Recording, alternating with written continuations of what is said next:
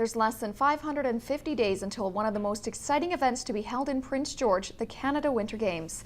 This week, Games staff members are in Sherbrooke, Quebec, taking in the Canada Summer Games.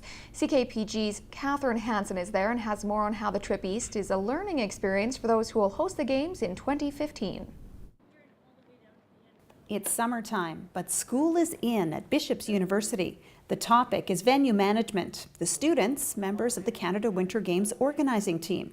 They are learning firsthand from the experiences of the Sherbrooke Summer Games organizers. Here, obviously, to talk to all the different management staff about how they interpreted the Canada Games standards and how they delivered the standards and what's to standard and what's above standard. And so we're sitting down with them and talking to them to make sure that the nuances that happen between the various teams, the provincial and territorial teams, between the coaches, so that we do things right. With 4,200 athletes, 20 sports, and well over 6,000 volunteers, the Games are a huge undertaking. And getting to see the logistics of it all on the ground is a great experience for those who will run the Games in Prince George in 2015.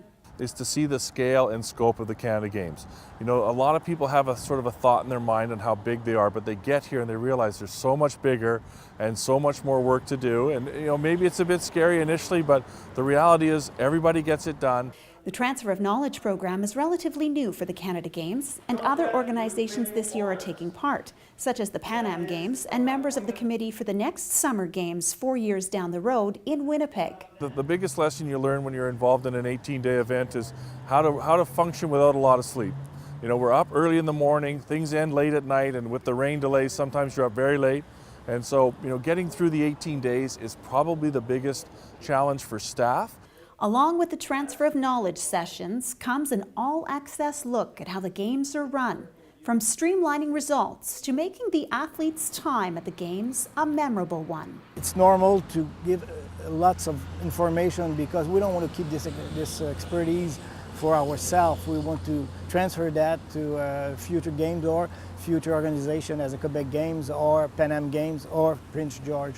There are more lessons to be learned at the Bishop's campus here in the Sherbrooke area over the next few days. These lessons will help shape what the operations of the Canada Winter Games in 2015 in Prince George will be. The spotlight will turn toward our city as the Sherbrooke Games wrap up on Saturday and Prince George becomes the next host city of the Canada Games. In Sherbrooke, Hansen, CKPG News.